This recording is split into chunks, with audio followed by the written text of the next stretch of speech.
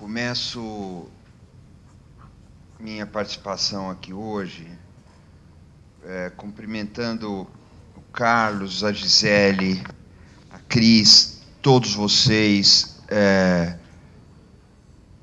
a entidade, o esforço que isso significa e a conquista que está inscrita no documento que é apresentado agora. É uma conquista da qual eu fui um servidor, um facilitador, às vezes um organizador, outras vezes um perguntador, mas esse esforço é da entidade, esse esforço é da história da entidade, do acúmulo de que vocês são portadores e das perspectivas construídas nessa trajetória. É um documento que aponta muito para o futuro, e um futuro muito bom. Mas eu pensei em falar para vocês o que significa comunicação como método de construção de um ambiente ético. Vou repetir, a comunicação como um método de construção de um ambiente ético. Isso significa que, na perspectiva da Abracom, e que está documentada aqui, a comunicação não é bem uma ferramenta a ser acionada no momento em que se quer difundir uma ideia pronta.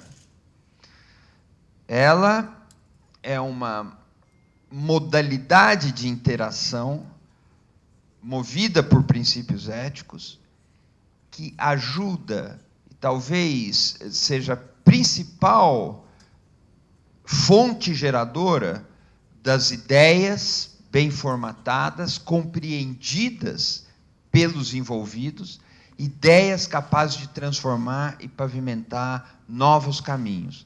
Não se trata de pensar antes e comunicar depois, de formular antes e comunicar depois. Se trata de zelar pela qualidade da comunicação, porque ela está presente o tempo todo, desde o pensamento até a difusão final. Isso significa também que a comunicação, tal como ela é concebida aqui, e por isso eu gostaria de fazer comparações com o jornalismo e com a publicidade, pertence ao cerne das organizações. Ela não é um acessório, não é uma ferramenta, ela pertence ao cerne de qualquer organização que atue hoje na esfera pública, no mercado, porque isso diz respeito à identidade não da Abracom, mas das organizações, e é um método de construção da comunicação que permite que isso seja bem sucedido. Essa visão aqui, ela é nova, ela traz acréscimos relevantes para o nível de discussão que nós temos no Brasil. E isso é um assunto fascinante. Eu poderia até me lembrar, mas não vou fazer isso só de passagem, de estudiosos da linguagem que flagram que não há ideia sem linguagem e, portanto, não há uma elaboração mental que não se sirva da linguagem. O que quer dizer? Quando estamos pensando, mesmo individualmente, nós estamos tecendo discursos em silêncio. Isso vale para a elaboração individual, isso vale para as organizações que implicam trabalhos coletivos. Explicando melhor. E aí eu peço licença para citar um linguista, mas eu poderia citar outros.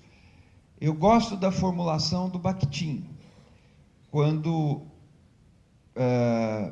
Bakhtin, vocês sabem, um pensador, um linguista russo, da primeira metade do século XX, principalmente, cuja influência se estende e para estudos de análise do discurso é uma referência primordial até hoje, mas ele fala que não existe o mundo interior não tocado pela linguagem. Aquilo que nós temos no nosso mundo interior, no nosso íntimo, no fundo da psique, no fundo do que nós acreditamos ser a nossa individualidade mais íntima, é um arranjo de signos. Sempre é um arranjo de signos. Quando eu penso, eu mobilizo signos, mobilizo conceitos que eu tomo emprestado da linguagem. Pensar, portanto, é falar em voz baixa. A gente costuma dizer, eu estava pensando em voz alta. Vocês já ouviram essa expressão? Mas, na verdade, falar em voz baixa é que é pensar. É impossível pensar sem articular a linguagem. E eu pego esta na perspectiva de Bakhtin, mas isso também na perspectiva de Saussure e de outros linguistas. Isso significa também que quando nós estamos trabalhando a comunicação e nós estamos trabalhando a linguagem, nós precisamos entender que nós estamos pensando coletivamente. Esse tipo de formulação tende a romper uma barreira que isola um pouco o setor da comunicação na vida das organizações. E rompendo essa barreira, aproxima um pouco a comunicação do nível estratégico de tomada de decisões. Veja bem, nós não estamos mais falando da comunicação como um instrumento de convencimento dos demais. Nós estamos falando da comunicação como um método de elaboração de ambientes éticos, de ambientes criativos. Estamos falando do zelo pela qualidade da comunicação, cuja consequência poderá ser o envolvimento dos demais, mas num outro nível. Então, é isso que eu pontuaria inicialmente. E aí, se houver dúvidas, eu gostaria de responder e de debater. Mas aí eu vou sair um pouco do roteiro por causa de uma coisa que a Gisele falou e por causa do desenho da casa que a gente viu. Vocês vão ver que é uma analogia irresistível. É impossível não falar disso. A figura da casa com a laje, o telhado, contendo a identidade, os pilares, que são um pouco os campos de ação, mas a ética, no lugar do alicerce, faz uma menção muito direta e muito enfática à própria origem do termo ética. A palavra, e eu quero falar um pouco disso, porque eu acredito que vai ecoar no coração de vocês, sem nenhuma demagogia, nem sem ser meloso aqui, ou sentimental, mas é o core quero dizer isso. A palavra ética, nós sabemos, ela vem do grego, e vem de ethos. Ethos pode ser escrita no grego com a vogal epsilon ou com a vogal eta. Os significados são parecidos. Uma vogal é mais longa e aberta, e a outra é mais seca e fechada, um e, quase i, mas grego para mim é grego, eu não sei falar grego, mas como eu gosto de ética, eu olhei um pouco essa origem. Ética quer dizer, de forma muito superficial, morada. Vejam que coisa, ethos, na verdade, ethos, numa grafia ou noutra, quer dizer morada, quer dizer casa. Ethos também quer dizer caráter. Ethos quer dizer costumes. Ethos quer dizer hábito. Todas essas coisas são significados de ética. Ethos pode querer dizer também personagem. E vocês sabem que a tragédia na Grécia ocupa um lugar simbólico central. Depois a estética, a poética, pode querer dizer personagem, a persona que é representada, pode querer dizer máscara da personagem que era usado no teatro grego. Tudo isso é ethos. Mas eu gosto muito do sentido de morada, porque a ideia se refere àquilo que é recorrente. Quem tem uma morada, quem tem uma casa, está lá, pode ser achado lá. É que hoje a nossa morada, o Carlos estava com o celular, é um número de celular e um endereço virtual. Todos nós habitamos a nuvem. Mas houve um tempo da humanidade em que não existia telefone celular, internet. E nesse tempo as pessoas eram encontradas nos seus endereços, na sua morada. A ideia de recorrência é central para que esse significado se fixe.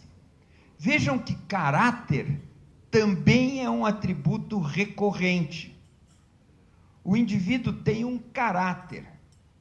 É aquilo que determina que nele se repitam certos comportamentos, certas atitudes, certas reações. Outra vez, temos algo recorrente. Hábito é o que se repete, é o que é retomado, que é reeditado. A cada nova aplicação, materialização. E os costumes. Outra ideia do que é recorrente. Quando nós falamos de alguns valores que nos orientam, que nós adotamos para ser o nosso alicerce, nós estamos falando da nossa casa, da recorrência do nosso endereço, daquilo que nos tornará reconhecíveis e daquilo que nos dará a identidade também. É muito bonito esse desenho que a Gisele apresenta quando nós o vemos à luz dessa carga etimológica da palavra ética. Poderíamos pensar em moral, que vem do... Mas moral no latim não tem nada a ver com morar. Eu queria muito que tivesse. Não tem nada a ver com morada. Eu já briguei com latinistas para dizer que eles estavam errados, mas eles é que brigaram comigo. Moral vem de mos e de mores, que é costumes. Morar é outro radical. Na opinião deles, um dia a história ainda vai descobrir que não sei o quê, mas morar não tem nada a ver com moral. Eu poderia falar também das coisas míticas que têm a ver com essa construção da casa. A Abracon está construindo uma casa, um endereço, a sua morada e o seu caráter. Eu fico muito satisfeito de olhar o que está escrito aqui, porque é de fato uma consolidação de valores que envolve um pensamento, uma maneira de tratar o assunto, de organizar o significado. Eu, antes de fazer então aquela distinção, a identidade que está no teto da casa, que não se confunde com a comunicação do jornalismo e não se confunde com a comunicação da publicidade, isso é essencial. Antes disso, eu passaria muito rapidamente por uma ideia mítica, que são coisas que não estão escritas, não estão aqui, mas como eu disse, eu tenho a intuição de que ela vai ecoar, essas ideias vão ecoar no coração de vocês. Eu costumo pensar que a humanidade está condenada à ética. O Sartre falava que estou condenado à liberdade, mas antes disso, isso é o cerne do existencialismo, mas antes disso, Ortega y Gasset escreveu coisas muito parecidas. Nós não temos escolha fora da liberdade, estamos condenados à liberdade. Liberdade envolve a condição de quem tem a força e a abertura de fazer escolhas. A ética só pode ser pensada dentro da dimensão do indivíduo projetada para o campo coletivo. Eu escolho e, ao agir, eu modifico os costumes. Mas eu nunca escolho longe dos costumes, completamente fora dos costumes. Essa escolha não será entendida, não será vista, não será sequer existente. A partir dos costumes, eu equaciono as minhas escolhas, faço a minha escolha, e a minha escolha volta em retorno para os costumes e vai transformando os costumes, ou reafirmando certos aspectos dos costumes. Ética sempre supõe uma dimensão individual, que é o caráter, no significado de ethos. É indispensável que a escolha seja individual, mas ética também sempre supõe uma dimensão coletiva, porque ética tem a ver com viver e conviver bem, harmoniosamente. Por isso que eu penso nos mitos, temos o Gênesis, temos tanta coisa, mas na mitologia grega, a política, o conhecimento é dado para os homens como um presente, política no sentido grego, que era um prolongamento da ética. Tá? Hoje a gente discute se há ética em política, mas a política na Grécia se ocupava da felicidade geral, e a ética se ocupa, em Aristóteles, da felicidade individual. O que pode haver de superior à felicidade individual? A felicidade geral, a felicidade de todos.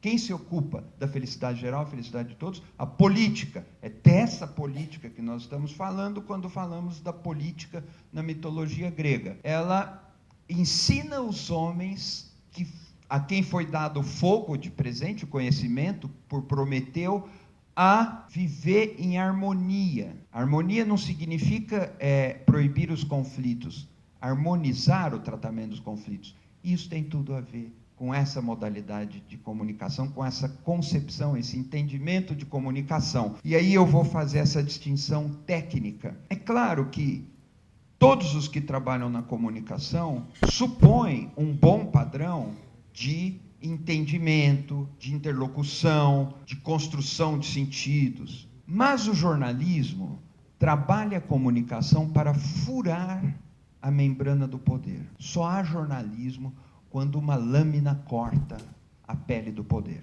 O jornalismo só existe para desorganizar o consenso que o poder quer montar. O jornalismo é essencialmente subversivo. E é por isso que a sociedade dele precisa. O jornalismo existe para revelar segredos que o poder gostaria de esconder. E uma notícia não é outra coisa que não seja um segredo revelado. Isso é uma notícia. Isso vale, atenção, para todos os campos do jornalismo, mesmo o jornalismo gastronômico. O bom jornalismo sobre gastronomia manda o crítico ou o repórter para o restaurante sem que o dono saiba. Isso é legítimo, porque aquele jornalista ou aquele crítico será tratado como qualquer um do povo. Isso não é ocultação de identidade, isso é outra coisa. E, ao agir assim, ele pode curar o que aquele poder, ainda que micro, gostaria de encenar. O jornalismo só é necessário na democracia por causa disso. A publicidade é diferente. É um discurso de convencimento. É um discurso para convencer o consumidor a comprar uma ideia, a comprar uma mercadoria, a adquirir um serviço e pagar por isso de alguma forma, com voto, com fidelidade, com dinheiro, legítimo, essencial no mundo democrático, mas é outra pegada da comunicação. Evidentemente, a publicidade também depende de uma comunicação de qualidade. Ela não deve mentir, e ela sabe que não deve mentir. Ela não é feita de forma espertalhona. A boa publicidade joga limpo. Também o jornalismo, ele não vai agir com deslealdade, joga limpo, fazendo a sua comunicação. Entre uma e outra, não necessariamente no meio do caminho, mas num outro lugar, está um outro tipo de comunicação que nós poderíamos chamar grosseiramente de relações públicas, e há um campo do mercado que vocês conhecem muito bem, que é o PR, que é um campo pujante e etc. Mas não é bem isso. Há uma comunicação que vai ganhando corpo com a ética da Abracom, que é uma comunicação preocupada com zelar pela qualidade ética, sempre ética, da interação entre as pessoas, entre os interlocutores, entre os agentes, porque sabe que daí se constroem as noções, os termos de entendimento. Essa comunicação não quer ser autora de nada, ela não quer ter a patente, ela não precisa disso, e às vezes isso até atrapalha a qualidade da comunicação. Não quer ser a protagonista, a estrela. Ao contrário, ela trabalha para elevar os padrões daqueles envolvidos. Isso, inclusive, dita um pouco do perfil do comunicador. O comunicador, nesse caso, coloca a sua vaidade em outro lugar. Ele não quer roubar a cena para si. Essa comunicação diferente vem sendo pensada aos poucos, e com mais cuidado agora, pelo menos no Brasil, é o núcleo da ética da Abracom. É por isso que respeito é tão importante, é por isso que verdade é importante, que livre iniciativa é importante, que liberdade é importante. Nesse contexto, nessa pegada, isso não se confunde com jornalismo, isso não se confunde com publicidade. Não quer ser superior ao jornalismo, não quer ser superior à publicidade, interage com todos eles, conversa com todos eles, mas é um campo específico, é esse campo específico que dá pertinência ao projeto da Abracom e a esse código de ética que é apresentado hoje. Muito obrigado, acho que eu cumpri meu tempo e estou aberto aí para, tá? Muito obrigado.